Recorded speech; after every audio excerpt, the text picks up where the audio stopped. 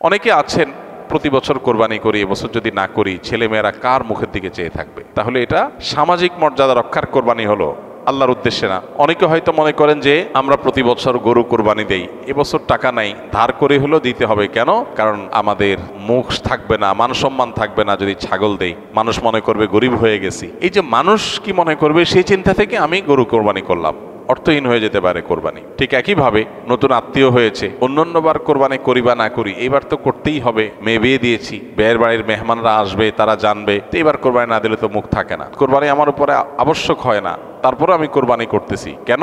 ব্যয়কে দেখানোর জন্য।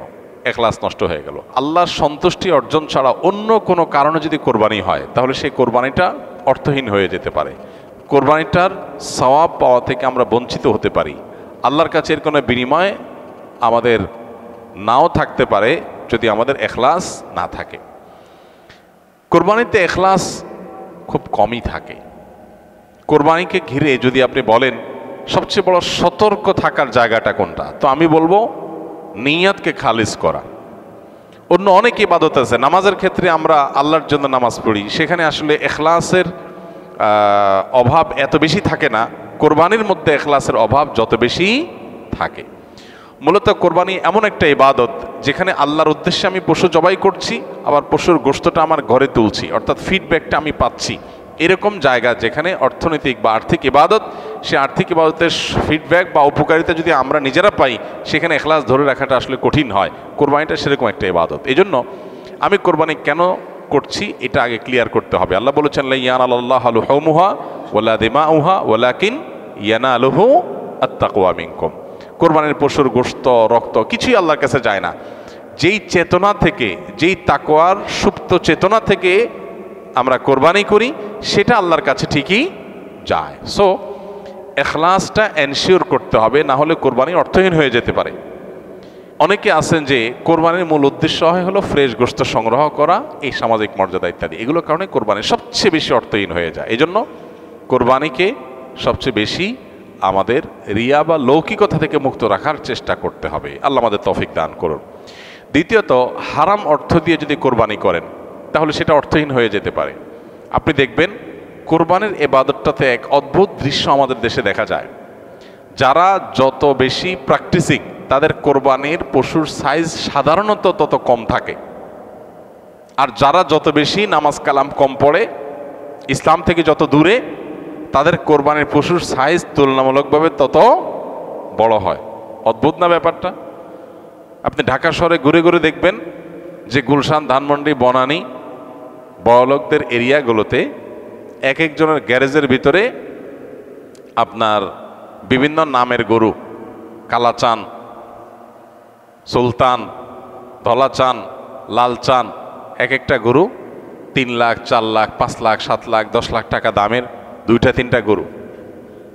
হয়তো অনেক এলাকা আছে যে একটা পাড়া মহল্লাতেও এত টাকা খরচ করে সবাই কোরবানি করার সুযোগ হয় না। যাই দেখেন ওই বাড়িতে যারা থাকে তাদের নামাজ নাই, কালাম নাই, ইবাদত নাই, বন্দেগি নাই, কোরবানির বেলায় মাশাআল্লাহ 4টা-5টা আছে, কারণ এটাতে বেটাগিরি জাহির করা যায়। আর যদি নির্বাচন সামনে থাকে তাহলে তো কোনো কথাই নেই। তাহলে এবার 10টা গরু, 20টা গরু, 30টা গরু, তো এগুলো বেশিরভাগ ক্ষেত্রে হারাম উপার্জন থেকে হয়, বিশেষ করে যাদের মধ্যে আল্লাহর ভয় না থাকে। তো হারাম উপার্জন থেকে যদি কোরবানির পশু করা হয়, জবাই করা হয়, বা ওই যে লৌকিকতার কারণে মানুষ দেখানোর জন্য, বাহবা পাওয়ার জন্য যদি কোরবানি হয়, তাহলে সেই কোরবানি কি হয়ে যাবে? অর্থহীন হয়ে যেতে পারে। তৃতীয়ত যে বিষয়টা আমাদের খেয়াল করা দরকার সেটা হলো কোরবানির পশুর জবাই করে তার গোশত খাওয়া আল্লাহ তাআলা আমাদের জন্য হালাল করেছেন, কিন্তু এর মানে এই না যে পশুর প্রতি কোনো অমানবিক আচরণ করা যাবে। পশুর প্রতি অমানবিক আচরণ করলেও কোরবানি অর্থহীন হয়ে যেতে পারে। এখন বলতে পারেন পশুর প্রতি কেউ কেউ অমানবিক আচরণ করে? উত্তর হলো হ্যাঁ, করে। কিভাবে করে? অনেকে আছেন পশু কিনে আনার পর যথাযথভাবে যত্ন আত্তি করে না, নিয়মতান্ত্রিকভাবে খাওয়ায় না। কারণ জবাই করে ফেলবো, দরকার কি খাওয়ানোর? আপনি 1 সপ্তাহ আগে, 5 দিন আগে বাজার থেকে পশু কিনে আনছেন, এটা ঠিক মতো খাওয়াইলেন না, যেখানে তার কষ্ট হয়, মশা টশা আছে, যেখানে সেখানে তারে বেঁধে রাখলেন। মিনিমাম যত্ন আত্তি যতটুকু দরকার, পশু হলেও তার ভিতরে প্রাণ আছে, সে প্রাণী। সো প্রাণী হিসাবে তাকে যতটুকু যত্ন করা দরকার সেটা না করে জবাই তো করে ফেলবো, দরকার কি আর কেয়ার করা, তাকে আপনি অহেতুক কষ্ট দিলেন, তাহলে এটা আপনার কোরবানিকে অর্থহীন করতে পারে। নবী সাল্লাল্লাহু আলাইহি ওয়াসাল্লাম বলেছেন, ইন্নাল্লাহা কাতাবাল ইহসান আলা কুল্লি শাই, আল্লাহ প্রত্যেকটা বস্তুর প্রতি ইহসান করা, অনুগ্রহ করাকে আবশ্যক করে দিয়েছেন, ফরজ করে দিয়েছেন। প্রতিটা বস্তুর প্রতি কি করতে হবে? ইহসান করতে হবে। এই ইহসানের মানসিকতা আমাদের যদি না থাকে, তাহলে পশুর প্রতি যদি আপনি ইহসান না করেন, তাহলে আল্লাহর কাছে জবাবদিহি করা লাগতে পারে। আমরা যারা পশু কিনে আনি, নিজেরা জবাই করি, জবাই করার সময় কিছু অমানবিক আচরণ হয়। যেমন দেখা যায় জবাই করার পর কসাইরা বিশেষ করে চাকু দিয়ে গলায় খোঁচায়। এই গলায় খোঁচানোর পরে, খোঁচানোর কারণে দেখা যায় যে স্বাভাবিকভাবে রক্ত প্রবাহ হয়ে, রক্ত বের হয়ে যে মৃত্যু হতো, সেটা না হয়ে একটা পশু মারা যাচ্ছে অনেক সময় স্পাইনাল কর্ডে আঘাত করার কারণে। তো এই যে খোঁচাখুচি করে পশু মারলেন, অনেক সময় পশু খাওয়াটা পর্যন্ত হারাম হয়ে যেতে পারে যদি এরকম খোঁচাখুচি হয়। এই জন্য জবাইয়ের পরে ছেড়ে দিতে হবে, তার প্রাণ বাইর হওয়ার জন্য স্বাভাবিকভাবে। খোঁচাখুচি করা যাবে না চাকু দিয়ে। অনেক সময় দেখা যায় কসাইরা পশুর এখনো পুরো প্রাণ বের হয় নাই, এখনো মারা যায় নাই, রগ কাটা শুরু করেছে, চামড়া ছেলা শুরু করে দিয়েছে, নাড়াচাড়া এখনো করছে, এটা অমানবিক। তার প্রাণটা বের হওয়ার জন্য অপেক্ষা করতে হবে। নবী সাল্লাল্লাহু আলাইহি ওয়াসাল্লাম পরিষ্কারভাবে বলেছেন, তোমরা চাকু ভালো করে ধার দিবে। কেন? কারণ ধার দিলে পশু তাড়াতাড়ি জবাই হয়ে যাবে, অহেতুক তাকে খোঁচাখুচি করে কষ্ট দেওয়া লাগবে না। আমরা দেখা যায় নিজেরা হয়তো পশুর প্রতি অনেকে যত্ন করি, মায়া করি, কিন্তু পশুটা যে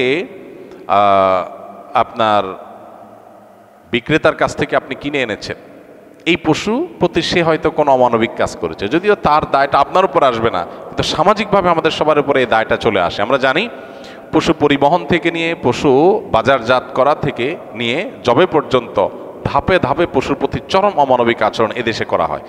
পরিবহনে হয়, আপনারা জানেন, একটা ট্রাকে ধরা যাক যে 15টা গরু উঠানো যাবে, সেখানে 20টা গরু উঠানো হলো, 5টা গরু বেশি উঠানো হলো, তাতে পড়তা বেশি হয়ে যায়, খরচ কম পড়ে, ব্যবসাটা একটু বেশি হয়ে যায়। কিন্তু 5টা গরু বেশি উঠানোর কারণে কি হয়? ওই পশু যেগুলোকে উঠানো হয়েছে সেগুলোকে এমন গাদাগাদি করে দাঁড় করানো হয় যে তাদের গায়ে, শরীরে রীতিমতো ঘা হয়ে যায়, এবং মাঝখান দিয়ে এমনভাবে বাঁশ বেঁধে দেওয়া হয় যাতে কোনোভাবে বসতে না পারে। 10 ঘন্টা, 15 ঘন্টা, 20 ঘন্টা পর্যন্ত অনেক সময় সিরিয়ালে জ্যামে ট্রাকগুলো, পিকআপগুলো আটকা পড়ে থাকে, এবং 20 ঘন্টা ধরে তাদেরকে এভাবে এমনভাবে বাঁশ বেঁধে দেওয়া হয় যাতে করে কোনোভাবে বসতে না পারে। ছাগল দোকানে আপনারা দেখবেন, ঢাকায় যে সমস্ত আপনার ছোট ছোট ছাগল বিক্রির জায়গাগুলো আছে, দোকানগুলো আছে, সেগুলোতে দেখবেন গলায় রশি বেঁধে এমনভাবে ঝুলায় রাখা হয় যে হয়তো 1-1.5 ফিট বা আরও কম রশি রাখা হয়, এবং যাতে কোনোভাবে ছাগল বসতে না পারে, কারণ বসলে তো ক্রেতা দেখতে পাবে না। ক্রেতা যাতে সাইজ দেখতে পারে সেজন্য তাকে দাঁড় করিয়ে রাখা হয়। সে দাঁড় করানোটা কখন থেকে নিয়ে, ওই যে সকাল 7টা বা 6টা ফজরের পর পর পশুর দোকান খোলে তখন থেকে নিয়ে একদম রাত 8টা-9টা পর্যন্ত, এই পুরো সময় 12 ঘন্টা, 14 ঘন্টা, 16 ঘন্টা আপনি এভাবে ঝুলায় রাখতেছেন একটা জীবন্ত পশুকে। অমানবিক আচরণ। এরপরে বাজারজাতকরণের সময় আমরা জানি পেটের মধ্যে হাওয়া দিয়ে ফুলানো হয়, পানি অতিরিক্ত জোর করে জবরদস্তি পান করে তারপরে ফুলানো হয়। এগুলো সব অমানবিক আচরণ। এগুলো আমাদের কোরবানির যে আসল রূহ এবং প্রাণ সেটাকে নষ্ট করতে পারে। এগুলোর দায় অবশ্য কোরবানিকারীর উপর আসবে না, কিন্তু কোরবানিকারীর দায়িত্ব আছে এগুলোর ব্যাপারে সামাজিক সচেতনতায় সামিল হওয়া।